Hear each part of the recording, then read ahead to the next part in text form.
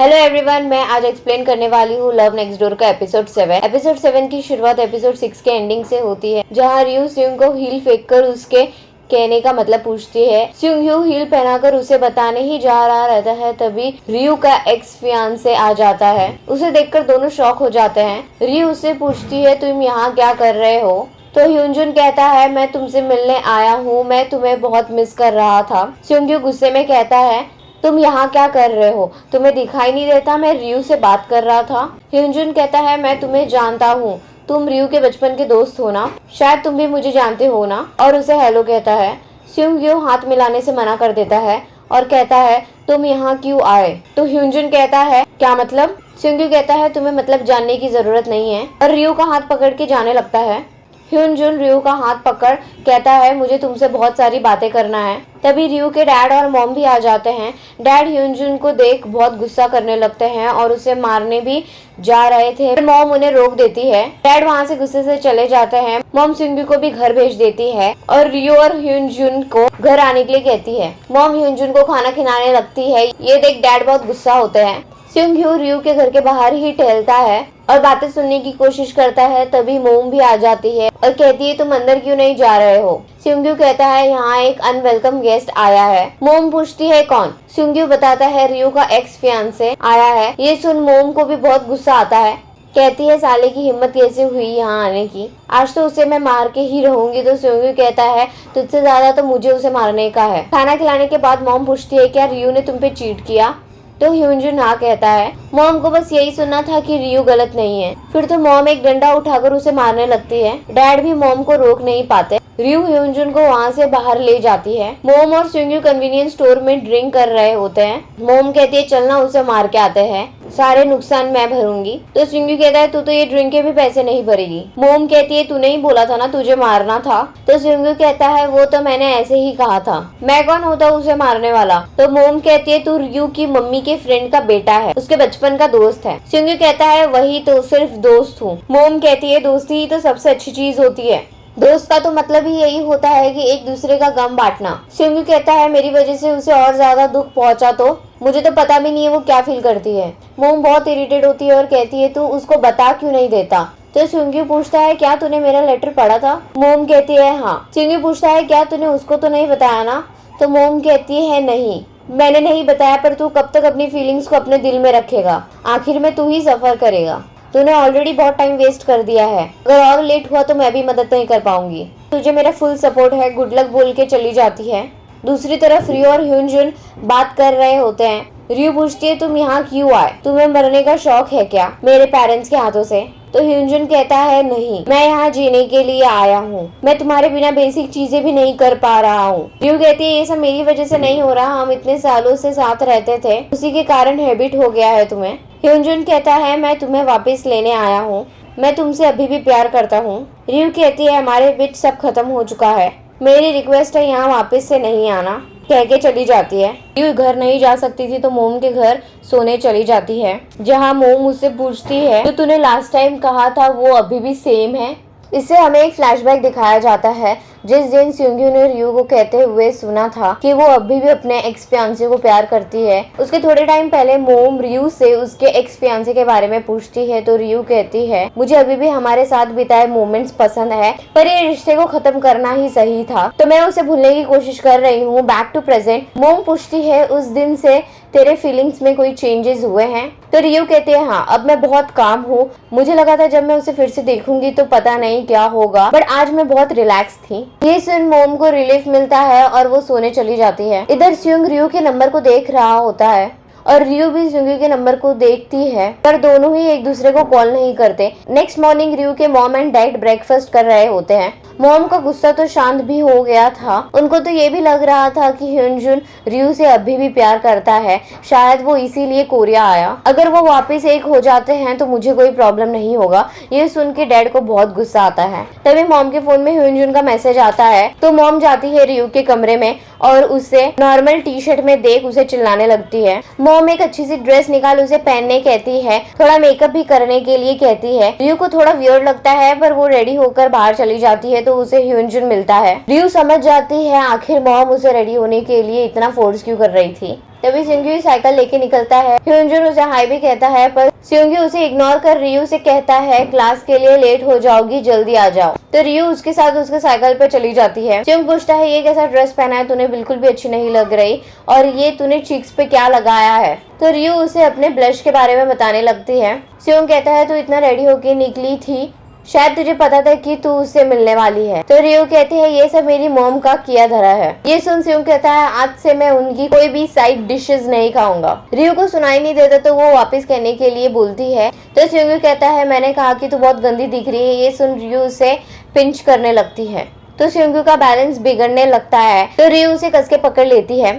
तभी दोनों एक साथ कल रात के बारे में बोलने जाते हैं। तो स्योंग कहता है पहले तू बोल दे।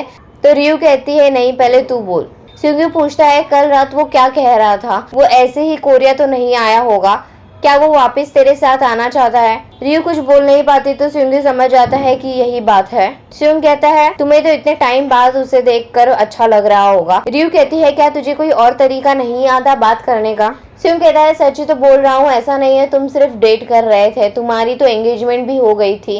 रियो गुस्से में कहती है अभी साइकिल को रोक। स्योंग अचानक से साइकिल रोक देता है जिससे रियो का चेहरा स्योंग के पीठ पे लग जाता है और रियो के चेहरे का फाउंडेशन उसके जैकेट पे लग जाता है। रियो गुस्से में साइकिल को लात मार वहाँ से चली जाती है। रियो क्लास में भी गुस्से में खाना बनाती है। स्योंग ऑफिस आता है तो मिस्टर रियोन और नायोन स्योंग के जैकेट पे फाउंडेशन का निशान देखते हैं। नायोन समझ आती है ये किसी लड़की के फेस का फाउंडेशन है। मिस्टर यून कहते हैं लगता है आज किसी ने काफी पैशनेट बैकअप किया था। दोनों गेस करने लगते हैं वो लड़की कौन हो सकती है। तभी मिस्टर यून कहते हैं क्या वो तेई तो नहीं। तभी तेई भी आ जाती है। नायोन तेई को देखकर कहती है नहीं, तेई नहीं हो सकती, और वहाँ से अपसेट होके चली जाती है। ऑफिस में भी तेई रियू के नाम से स्योंग को टीज करती है। दूसरी तरफ योंदू जब से बीमार हुई थी तब से दानो डे ऑफ लेके उसे किंडरगार्टन से पिक करने आता था। योंदू कहती है आप हर दिन हाफ डे लेके क्यों आते हो, आपकी कंपनी मेरे बारे में क्या सोचेगी कि मैं एक कमजोर बच्ची हूँ। दानो कहता है तुम चिंता मत करो, मेरे पास छुट्टी लेने का पूरा राइट है। योंदू कहती है मेरे बस कॉलेज जाने तक आप जॉब कर लेना, उसके बाद मैं आपका ख्याल रखूंगी। मोम कन्वीनियंस स्टोर पे लंच लेने आई थी। दानो और योंदू भी वहीं से गुजर रहे थे। तभी एक कार का एक्सीडेंट होता है। कार के ओनर को कार्डियक अरेस्ट आने की वजह से एक्सीडेंट हो गया था। मोम स्टोर से हैमर लेके कार का विंडो तोड़ देती है और उस आदमी को बाहर निकाल के सीपीआर देने लगती है। थोड़ी देर बाद उस आदमी को होश आ जाता है। ये सब देख के योंदू तो मोम से बहुत इम्प्रेस हो जाती है। गार्डन में सारे मोम्स बातें कर रहे थे कि कैसे इस उम्र में उन्हें कुछ याद नहीं रहता। मिसू कहती है मुझे भी नाम लेने में प्रॉब्लम होती है, कभी रियू को दोंगजिन या दोंगजिन को रियू बुलाती हूँ। तभी मोम की मोम कहती है बहुत स्ट्रेसफुल होगा ना तुम्हारे लिए जब से रियू का एक्स फियांसे वापस आ गया है। ये सुन सब शॉक हो जाते हैं। मिसू पूछती है तुम्हें कैसे पता चला, तो वो कहती है जिम में मुझे दोंगजिन ने बताया। मिसू का मूड ठीक करने के लिए उन लोग ह्यूनजुन की बुराई करने लगते हैं। तो मिसू गुस्से में कहती है ह्यूनजुन उतना भी बुरा नहीं है, मेरे सन इन लॉ के बारे में इतना मत बोलो, और वहाँ से चली जाती है। सब हैरानी में पड़ जाते हैं, हमें तारीफ करनी थी कि बुराई करनी थी। क्लास से आते समय रियू को फिर से ह्यूनजुन रोकता है पर रियू नहीं रुकती, तो वो पैर में दर्द होने का बहाना बनाने लगता है, जिसे देख के रियू उसके पास आती है और ह्यूनजुन उससे माफी मांगता है। कहता है मुझे पता है मैं उस टाइम अंडरस्टैंडिंग नहीं था। तो रियू कहती है नहीं, प्रॉब्लम तुम में नहीं है, सेल्फिश तो मैं थी, कहकर जाने लगती है। ह्यूनजुन कहता है अगर ये लास्ट मीटिंग है तो एटलीस्ट मेरे साथ लंच पे चलो। मोम की ड्यूटी खत्म होने के बाद जैसे ही वो बाहर आती है तो उसे दानो और योंदू दिखते हैं। मोम भाग के योंदू को मिलने जाती है। योंदू उसे थोड़ा झुकने कहती है। योंदू मोम के गाल पे मलहम लगाती है और बैंडेज लगाती है। मोम उसे थैंक यू कहकर कस के गले लगा लेती है। योंदू कहती है आप तो स्पाइडरमैन से भी ज्यादा कूल थे। दोनों की फ्रेंडशिप हो जाती है। दोनों बाजू में ही रहते थे तो दानो लिफ्ट देने का ऑफर करता है तो सब साथ में चले जाते हैं। योंदू को कोल्ड था इसलिए कार में एसी ऑन नहीं था। दानो को गर्मी लग रही थी तो इसलिए उसने जैकेट उतार दी। दानो बताता है योंदू तो आज तुमसे सुपर इम्प्रेस हो गई। मोम खुश होकर कहती है आखिरकार हमारी दोस्ती हो गई, आज रात तो मैं ये बैंडेज भी नहीं निकालूंगी। दानो पूछता है क्या तुम्हें ऐसे चोट हमेशा लगते रहते हैं, तो मोम कहती है हाँ कभी कभी लगते रहते हैं। दानो पूछता है क्या तुम्हें डर नहीं लगता, तो मोम कहती है मुझे किसी भी चीज का डर नहीं लगता सिवाय एक चीज से कि अगर मैं टाइम से नहीं पहुंची और मैं किसी को बचा नहीं पाई। दानो कहता है तुम सच में ब्रेव हो, तुम्हें देख के रियलाइज होता है कि हीरो आसपास ही है। मोम कहती है ऐसा कुछ नहीं है, मैं तो बस अपना काम कर रही हूँ, पर मैंने भी एक हीरो को देखा है। एक बार हम एक घायल बच्चे को हॉस्पिटल लेके जा रहे थे और फुल ट्रैफिक थी, तब अचानक से एक आदमी अपने कार से निकल ट्रैफिक क्लियर किया। वो एकदम सुपर हीरो जैसा था, बिल्कुल मेरे सपनों का राजकुमार। मैं उसका चेहरा नहीं देख पाई, पर मैं उसे मड फ्लैट मैन बुलाती हूँ। दानो पूछता है इसका क्या मतलब है। मोम बताती है उस आदमी के टी शर्ट पे I love you mud flats लिखा था। ये सुन दानो शॉक हो जाता है और तुरंत ब्रेक मारता है। तभी मोम भी उसका बैग देख लेती है। दानो ने आज कोइंसिडेंटली वही टी शर्ट पहना था। तभी मोम पूछती है ये टी शर्ट तुम्हारे पास कैसे। तो दानो बताता है मैं एक स्टोरी कवर करने गया था इन्वायरमेंट पे, तो इन्वायरमेंटल ग्रुप ने मुझे ये दिया। तो मोम कहती है फिर तो तुम उस आदमी को जानते होगे। दानो कहता है मैं नहीं जानता, ज्यादातर उस ग्रुप में बूढ़े लोग हैं। दानो तो सच बता नहीं पाता, असलियत में वही है। मोम कहती है मैंने उसका चेहरा नहीं देखा, पर वो यंग था, बिल्कुल हमारी एज का, और एकदम तुम्हारे उतना टॉल था। ये कहकर उसको रियलाइज होता है कि वो आदमी दानो ही था। पर पहुंचते ही मोम ऑकवर्डनेस के कारण वहां से उतरकर घर की ओर जल्दी में जाने लगती है। दानो उसे रोक देता है और कहता है मेरे पास तुम्हें देने के लिए कुछ है। जल्दबाजी में बैग से निकालने के कारण सारे मेडिसिन जमीन पे गिर जाते हैं। मोम पूछती है तुम्हारे पास इतने सारे मेडिसिन क्या कर रहे हैं। दानो कहता है ये सब तुम्हारे लिए है। फार्मासिस्ट ने कहा कि ये सारे मेडिसिन हर एक स्टेज के लिए है, जैसे कि इन्फेक्शन, स्कार, अगली बार से हर्ट नहीं होना, कहकर कार में चला जाता है। ये सुन मोम की हार्ट बीट तेज हो जाती है। जिम में नायुन उस फाउंडेशन के निशान के बारे में सोच रही होती है। उसे पक्का शक रियू पे होता है। ये सोच के ही उसे गुस्सा आता है और वो ट्रेडमिल की स्पीड बढ़ा देती है, पर दोंगजिन आकर उसे कम कर देता है। नायुन कहती है ये क्या कर रहे हो।